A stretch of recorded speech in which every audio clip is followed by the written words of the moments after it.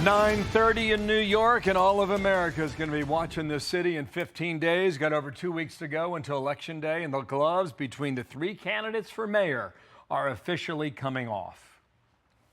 This is about the future of New York and saving New York City. Curtis Sliwa is not an alternative. He is not a viable candidate. You vote for Curtis, you may as well vote for Zohran Mamdani directly. As we heard from Andrew Cuomo, it's, oh, elect me and I'll save you from Zohran Mamdani. They created Zohran Mamdani. They got to live with Zohran Mamdani. I'm the only one who can beat Zohran Mamdani. I won't be a disgraced governor like Andrew Cuomo, who will call you to ask how to win this election. I can do those things on my own. Here are the three candidates. A recent Fox News poll found that Mamdani has a commanding 24-point lead over Andrew Cuomo with likely voters 52 to 28. Sliwa comes in third at 14%. Andrew Cuomo, former governor running as an independent, is here now. Thank you, sir, for your time today. Appreciate you coming on. 15 days and the clock's running. Appreciate you coming on today. Critics of your campaign say it has lacked energy, that has lacked imagination. Time's running down. How do you change that in 2 weeks? Good to be with you, Bill. I don't think it's. I don't think those accusations are fair. We are out there. I'm out there every day in every community. I'm at the opening of an envelope. And I think when New Yorkers start to focus on this race, they're actually going to focus on the facts. And it's very clear what is happening here. This is still an ongoing civil war within the Democratic Party where you have this extreme radical left. That's what Zohran Mamdani represents. They are socialists. They are anti-business. They are anti-police. They're anti-law and order. They are anti-Israel. And I am a quote-unquote moderate Democrat. I want to create jobs. I want to enforce the law, improve the quality of life. Also, I have the experience and the record and the competence to actually do the job. I was governor for 11 years. I was Housing and Urban Development Secretary under Bill Clinton. I was Attorney General. I know how to govern. And the far left doesn't even think about how to govern. You know, Zohran Mamdani never had a job. 34 years old. He's been an assemblyman. He passed 3 bills, worst attendance record in the New York State Assembly. They don't get that being mayor means you have to operate, you have to manage. Any given morning, there could be a storm, there could be a shooting, God forbid there could be a terrorist attack. So it's that civil war on the Democratic side. Okay, now I want to run through a number of things here. So give me a chance to get in there and we'll cover a lot of ground here, okay? The city's budget's roughly, what, $120 billion? Mamdani suggested in the debate last week he wouldn't cut anything. What would you cut from $120 billion? Yeah, well, Mandami is a socialist Democrat. His answer is always the same. Tax business, tax the rich. Raise taxes, provide everything free. Free transportation, free food, free. New Yorkers know there is no free. You keep taxing businesses and wealthy people in New York City, there will be nobody left, Bill. They're leaving already. They've been leaving since COVID. So that's exactly wrong. I was governor for 11 years.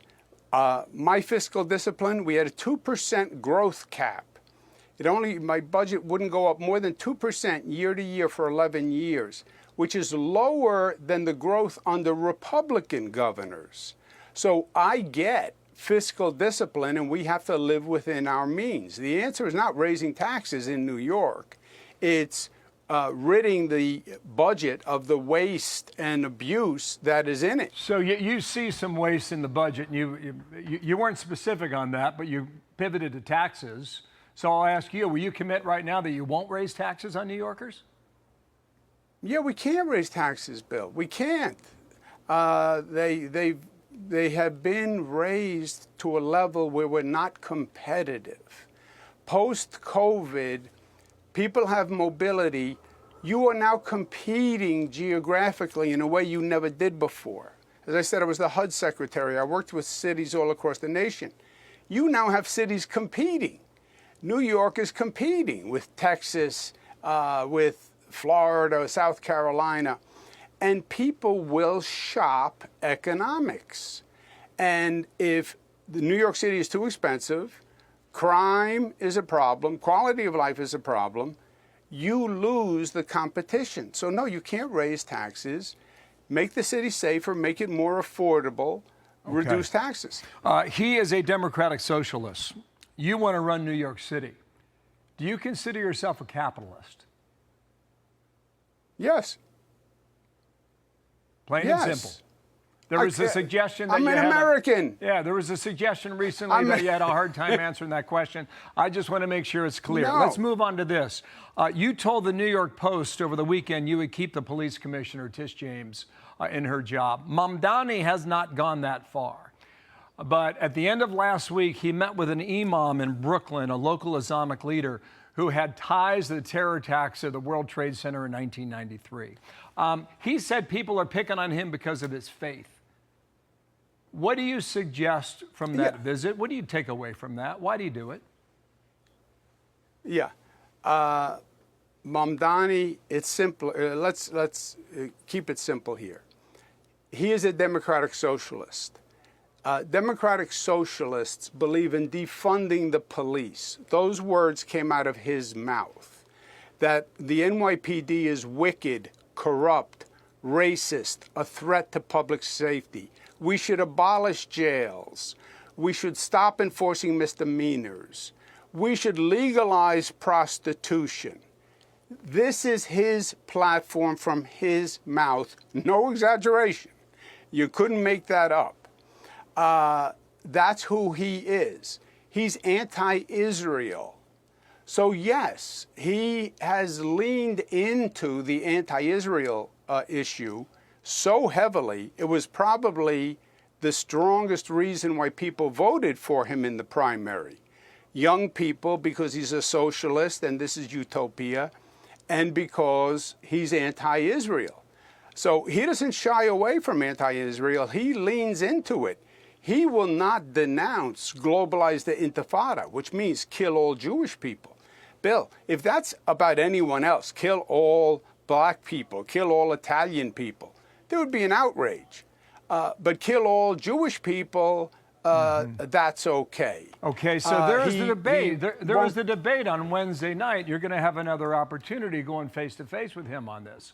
You'll also have an opportunity with Curtis Lewa. We talked to him on Friday. He was here in our program. He says he's not getting out. He says you go out and find the votes if you want to win.